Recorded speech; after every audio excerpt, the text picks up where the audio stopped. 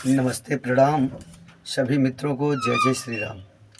मित्रों, जैसे कि आज हम आप लोगों से बात करना चाहते हैं, बात यह है कि माता पिता, बेटा और बेटियां का क्या फ़र्ज होता है, कौन कितना फ़र्ज अदा करता है और कौन किसको किस तरीके से क्या करना चाहिए।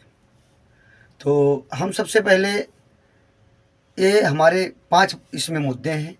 5 मुद्दों पर हम बात करेंगे, बेटा और बेटियों से और माता पिता के बारे में। यही हमारी चर्चा का मेन विषय है। तो सबसे पहले हम बात करते हैं कि नवयुवक बेटों से, जो युवा क्लास के बच्चे हैं और पढ़ने जाते हैं, तो वह बेटे अधिकतर क्या करते हैं, पढ़ाई के दौरान हाई स्कूल इंटर बीए करते हैं तो उसके बाद उनके अंदर एक दूसरा जुनून चालू होता है और लड़कियों के चक्कर में फंसाकर वो सोचते हैं कि मैं बहुत अच्छा और बहुत नेक कार्य करने चल रहा हूँ। लेकिन यह कहीं ना कहीं आप बहुत गलत मार्ग पे जा रहे हैं। युवा पीढ़ियाँ और भ्रष्ट पीढ़ियों पे जा रहे हैं, अपनी कुल का नाम बर्बाद करने के लिए जा रहे हैं। क्योंकि उन बच्चों को यह नहीं पता है कि आपने हाई स्कूल इंटर बीए कर लिया है तो वो सोचते हैं मेरे अंदर बहुत बड़ा पर लग गया है, मैं आसमान में उड़ सकता हूँ, जहाज़ में उड़ सकता हूँ, विदेश जा सकता हूँ।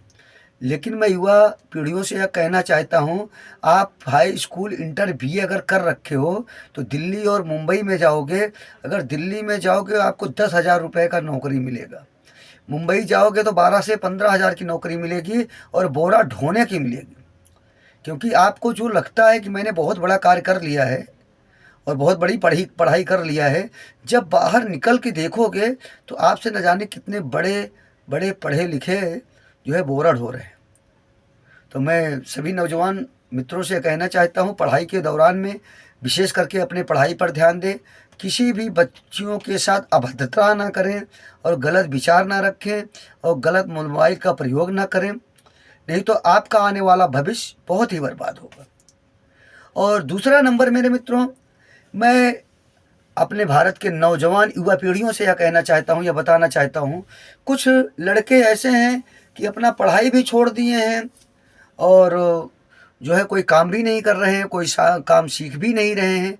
और वो करते क्या हैं, किसी का कोई नेता या कोई प्रधानी लड़ने वाला चुनाव वाला व्यक्ति, तो उसको क्या चाहिए होता है कि कुछ आवारा टाइप के युवा पीढ़ी के बच्चे उसके समर्थक हो जाएं।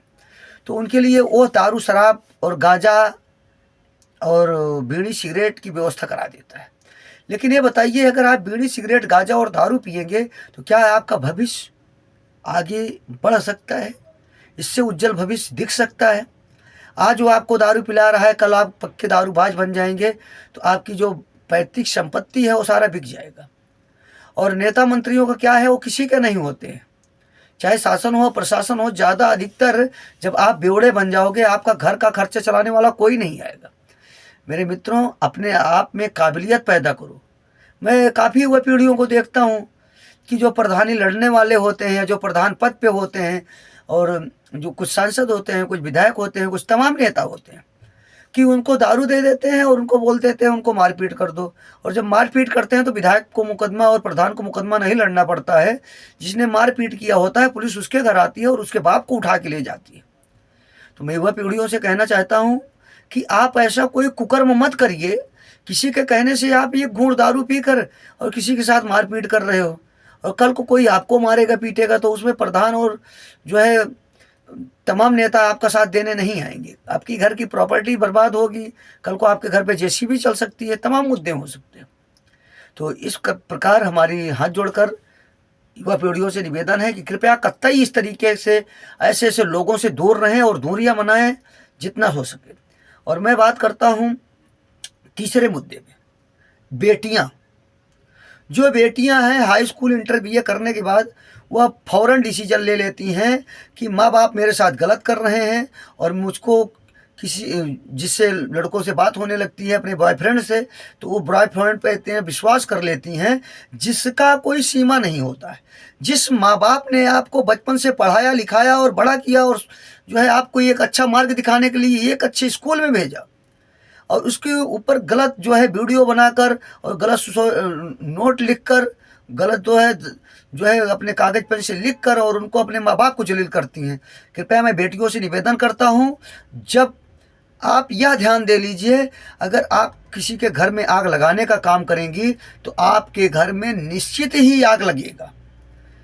जिस माँ बाप ने सपनों बहुत सजोए थे और न जाने किन परिस्थितियों से आप सब पढ़ाया लिखाया बड़ा किया और आप उसको धोखेबाज और उसको एक जो है अपहरण का मुकदमा लिखवा रही हैं और तमाम जो है जान से मारने की धमकियां का मुकदमा लिखवा रही हैं, बिल्कुल गलत है। और जो शिक्षित बेटियां हैं मैं उनसे निवेदन करता हूं, बेटा अगर आप रास्ते में चल रही हो, कोई आपके साथ बदतमीजी कर रहा है तो उसको इग्नोर कर दो, जहां तक हो सके इग्नोर कर दो। जैसे मैं एक छोटा सा उदाहरण पेश करना चाहता हूँ। यह हमारा पेन है, मैं अगर आप किसी लड़की को पकड़ा रहा हूँ आई लव यू, अगर वह यह पेन नहीं लेगी तो पेन किसके पास रह गया? मेरे पास रह गया। अगर कोई आपको गुलाब का फूल पकड़ा रहा है, आप उसे नहीं ले रही हैं, तो गुलाब का फूल कहाँ रह गया? उसके पास रह गया। तो आप उसको इग्नोर करना ही उचित समझिए। आपने अगर जवाब दिया कि ये नहीं वो है, कुछ भी आपने जवाब दिया, तो इसका मतलब मेरा दिया हुआ पेन आप स्वीकार करना चाहती हैं, इसलिए लड़के आपके पीछे पड़ते हैं। कृपया कोई कुछ भी कहता है चलते मार्ग पर, उसको इग्नोर कर देना, या बहुत बड़ा भविष्य। और रही बात जो है, जो बेटियां विश्वास कर लेती हैं, तो अगर प्रेम की हुई शादी, अधिकतर 80% शादियाँ, 80 क्या 85 मान के चलो, अधिकतर उन बेटियों का न तो कहीं ठिकाना होता है, न कहीं आशियाना होता है, और कभी सूटकेस में मिलती हैं तो कटी हुई, और कभी पार्क में मिलती हुई कटी हुई, और उनके मांसों को चील और कौवे खाते हैं। मैं सभी बेटियों से निवेदन करूंगा, कतई इस तरीके का अपने माँ बाप के साथ छल कपट न करें, अन्यथा परिणाम आपके लिए बहुत भयानक होगा। और मेरे मित्रों, मैं लास्ट में सबसे बड़ी बात रखना चाहता हूं कि इस संसार में सबसे बड़ा है तो कौन है? मेरे मित्रों, माता पिता से बढ़कर इस जग में कोई है नहीं। इस जग में ना तो कोई हुआ है और ना ही होगा, क्योंकि मेन बात है कि जिस माँ बाप ने अपने फटे पुराने कपड़े पहनकर आपको एक अच्छा कपड़ा पहनाने का प्रयास किया, जिस माँ ने अपने गीले बिस्तरों पर सोकर आपको सूखे बिस्तरों पर लेटाने का काम किया, जो बाप एक सुरती 5 रुपए की पूरी दिन खाकर और मेहनत मजूरी कर कर और आपके लिए जलेबी लाता है, समोसे लाता है, तमाम नमकीन लाता है, बिस्किट लाता है, उससे बढ़कर कोई नहीं हो सकता। जो बाप अपने हवाई चप्पल और नंगे पैर टहलकर काम करता हो, ठंडियों और गर्मियों में झेलता हो, वो आपके लिए 400, 500 और 1000 रुपए के जूते खरीदता है, तो इससे बढ़कर कोई नहीं हो सकता। जिस माँ ने आधी रोटी सूखी रोटी खाकर और आपकी स्कूल जाते समय पराठे तैयार कर कर और तरह तरह की सब्जियां तैयार कर कर लंच दिया, उससे बड़ा कोई नहीं हो सकता। मेरे मित्रों, इस जीवन में अगर कोई आपको आगे बढ़ता हुआ देखना चाहता है तो सिर्फ और सिर्फ आपका माँ और बाप।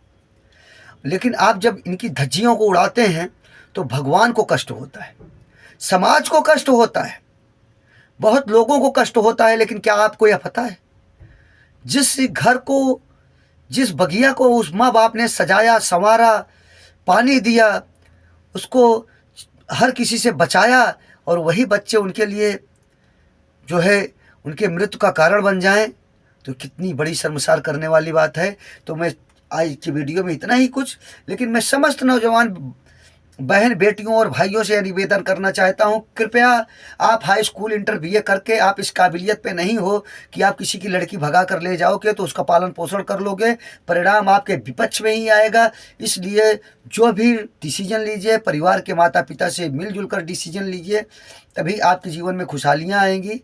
और माता पिता से बढ़कर इस जग में कोई है नहीं। सुबह उठकर प्रणाम करिए, शाम को प्रणाम करिए, आपका जीवन में बहुत अच्छा चमत्कार होगा। इन्हीं वाणियों के साथ मैं अखिलेश तिवारी, माँ गंगा सेवा सोसाइटी अध्यक्ष, नमस्ते प्रणाम सभी मित्रों को। जय जय श्री राम।